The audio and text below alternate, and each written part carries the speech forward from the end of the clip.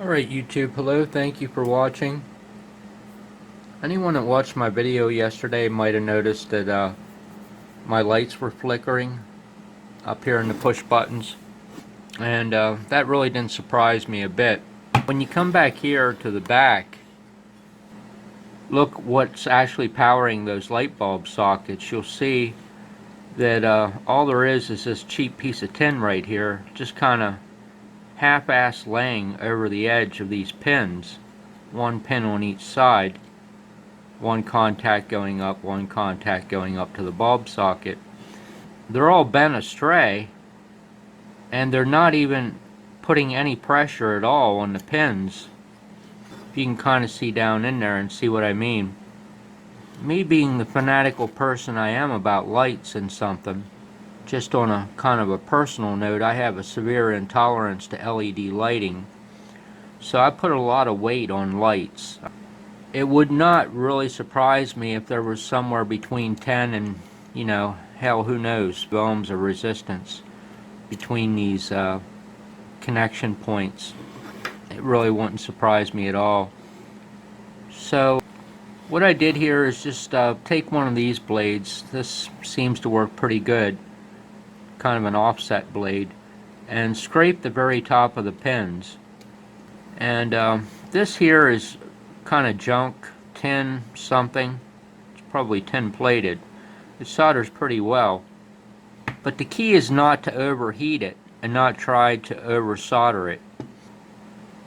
Tacking these pins in there might cause some kind of problem down the road. I'm not sure. If you had to have switches taken out of here, depending upon what the circumstance was. But in my mind, the benefits of doing this far outweighs the risk. So that's why I'm going to do it. Because I can't have light bulbs that are cutting in and out on me.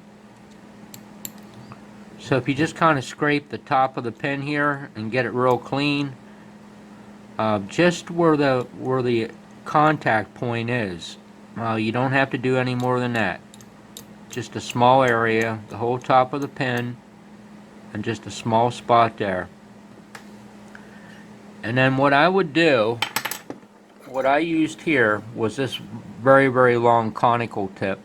It's probably like a, I don't know, 32nd of an inch or something. I didn't know if it would even have enough heat, so I got the weller turned the whole way up as high as it will absolutely go. And I kind of did like a little test run with it. But it works out pretty well. Just make sure you don't overheat the pin, because you could open up a whole can of worms on that.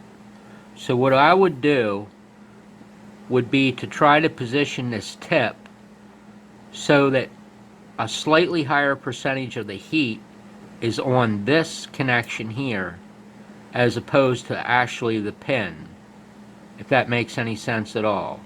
So if you put the tip right in that joint on the very top, and I would give it to probably about the 3.5 second rule. Anything longer than 3.5 seconds, that's too much heat. And try to get it to flow within that time period. So that's kind of why I jacked the iron heat up so high, because I wanted to hit it in a very small area with as most heat as I could over a short period of time, if that makes any sense at all. So just go ahead and try this one here. I don't actually have a bulb in this socket here for this one.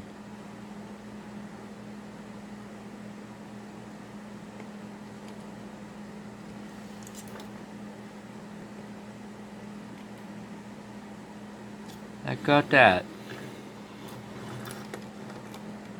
It's kind of an awkward angle. Position is everything when you're trying to do stuff like this. It's like being a welder.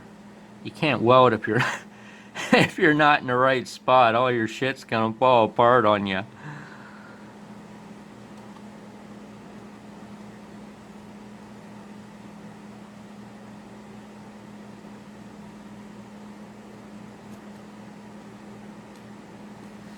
So that one tacked on perfectly. You can see I kind of took the iron off because I didn't want to leave it on there any longer than I had to, and then waited a second or so and then put it back on and hit it again and got it. But yeah, don't put any more heat on them than you have to, and you know, you only need a small solid spot of tack, because anything more than that's going to be detrimental. If you know, you certainly don't want to try to solder all the pin, especially on switches like this. I'll tell you what, these things here are a real marvel of engineering. So I think I got all of them here. That one looks good. I cleaned these down with alcohol too, but I really don't think you have to. So I think that'll go a long way towards at least fixing the problem that I was seeing here with this one. So I'll show you a little bit about what I did here for bulbs. Like I said, I'm fanatical on bulbs. That's the first thing I go to when I get something. It doesn't matter what it is. And then after that, it's the power supply. So what I did was I put new bulbs in this because it had 18-volt bulbs in. I'm not even sure what I did with the bulb. But the filament was barely even hot in them. I think if you'd have cracked the glass open, and you could have probably actually held on to the filament. That's how little amount of current was going through the filament in that light bulb. So I put some dropping resistors on and just tacked it right here to the connection point up to the socket, and then just kind of bent her around. Put some Teflon tube on the long leads here up to the bulbs. So like I said, this bulb here actually ran out, so I don't have a bulb for the middle.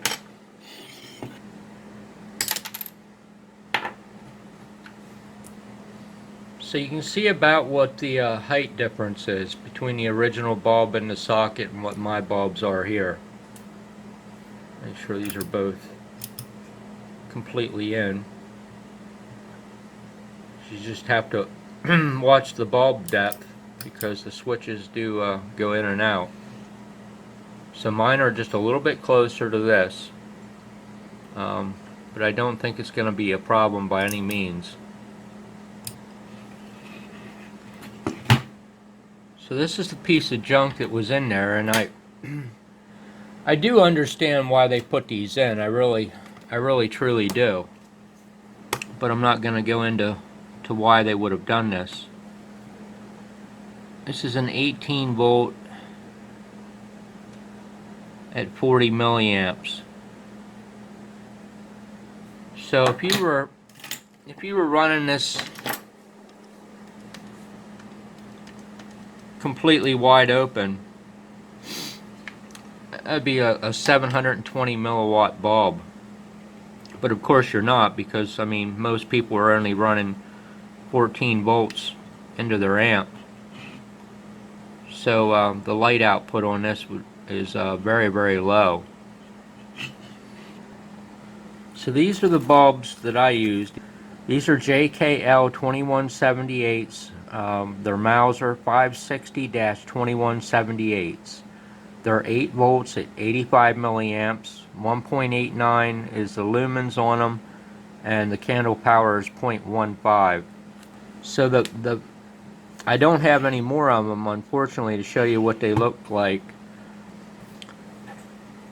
They were almost identical to these in dimensions. These are JKL 2181s. So the only thing I had to do was cut the Teflon tubing one piece short and one piece long, because the piece long was coming over to the end of the resistor here, and the piece short was coming back here.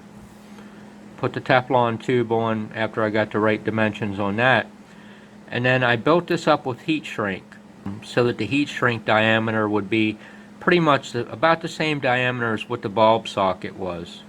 And there was a little bit of a science to that whole ordeal with how many layers and what the length of it had to be, but it'd take me 3.5 weeks to explain that one. Alright, number 3, now for your part. You can stop watching because you know that there's math coming. So this is what I use for the meter light. It's a 2181 JKL, so it's a Mauser 560-2181. I don't know if these are obsolete or not. Sometimes these JKL bulbs go obsolete. But like I said, I am fanatical about lighting. So I put a 39, looks like could be a 2-watter in series with that one right there. The one that was in there, I mean, just really simply wouldn't light anything up at all. Now to the math part. Everybody run and hide. Hit the unsubscribe button. Women and children first. You know, math is, man, I can't tell you what math is.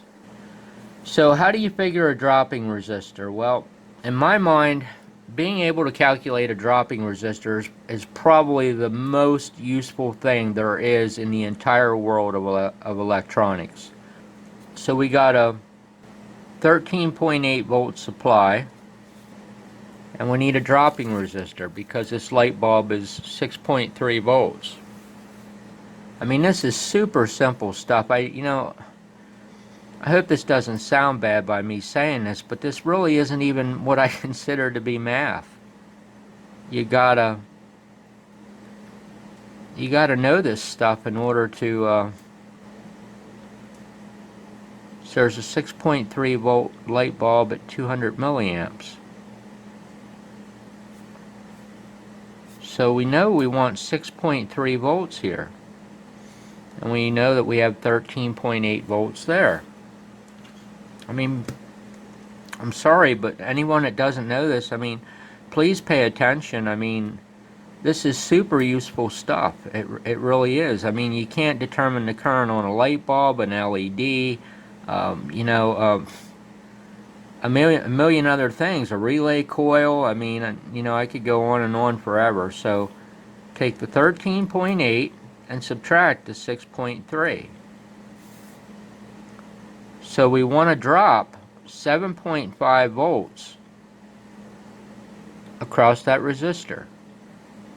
Real simple. That's how much voltage we want to drop. So if we're dropping 7.5 volts across it, it's just division, Ohm's law. R equals E over I. So R is equal to 7.5 volts divided by I, which is the current of the light bulb. So 7.5 divided by 0.2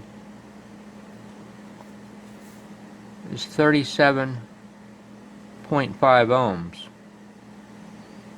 I use 0.2 because it's actually 0.2 amps. I could have just put in 200 milliamps into the calculator, 200 to the times 10 to the minus third, but I just did it in amps. So that's what you need. And if you make that resistor 37.5 ohms, you will have undoubtedly exactly 6.3 volts setting on that light bulb, assuming the manufacturer's data is accurate and the current consumption is actually 200 milliamps. It will be dead on every single time. So that's how you do it. And it doesn't really matter what you put here. You could put a relay coil here, you could put an LED here, a light bulb. I mean, it goes on and on. I mean, this could be feeding a whole circuit coming off of this point.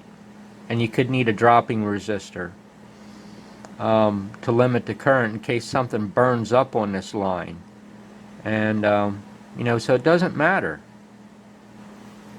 So what power rating of a resistor do you need there? It's just multiplication. Power equals current times voltage. So P equals 0.2, 200 milliamps, 0.2 amps, times the voltage drop that we dropped across the resistor. So 0.2 times 7.5 is we need a resistor that's probably going to be at least 2 watts. And that's what I got in there. So the thing to keep in mind when you're putting dropping resistors, especially on light bulbs are very, very touchy. A small amount of resistance can make a significant difference in the light output from them. If you try to calculate something, you want to make sure your resistor stays pretty close, very close to what it's supposed to be. A little bit of resistance goes a long way on a light bulb.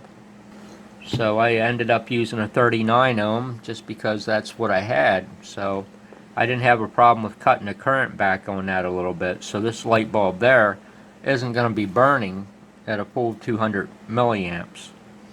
And for this purpose, that's fine. Alright, I just wanted to check those bulbs since I made some changes to them. See how bad they're flickering now. Hello, check, check. 1, 2, 1, 2, 1, 2, 1, 2. They're still flickering a little bit, but they're not nearly as bad as what they were yesterday. Hello, 1, 2, 3, 4, 5. Hello. They don't look too bad. Looks like that light bulb for the meter is going to be pretty good. I think some of the problem is I have some really crappy Amazon wire on this thing, which is a whole other story that I've tried to do a video on many times, but I just get too upset when anytime I have to think about talking about power wire. And anybody that's ever tried to buy it, I'm kind of guessing is probably going to understand why. Hello. So it's doing really good. So you can see that the what the original bulb was in the receive amp. I mean, you really can't even tell that it's lit. Doesn't make any difference. Looks real nice. Just for the heck of it, let's see how much voltage drop we're really getting. Hello, check, check. Hello, 1, 2, 3, 4, 5. Hello. Hello. Yupper. Like 400 millivolts or so. That is definitely enough to see a little bit of a tiny flicker. Question is it this junk Amazon wire that came from a place that I can't talk about, or is it the power supply? So just out of curiosity, 13.91 at the power supply terminals. Hello. Hello. Dropping about 100 millivolts on a Power Max 75 amp switching power converter. What I have there. A larger portion of it is being dropped across the Amazon wire. Hello, hello. And that's 24 amps. So hey, anyway, until next time, I appreciate you watching my videos. Have a great day.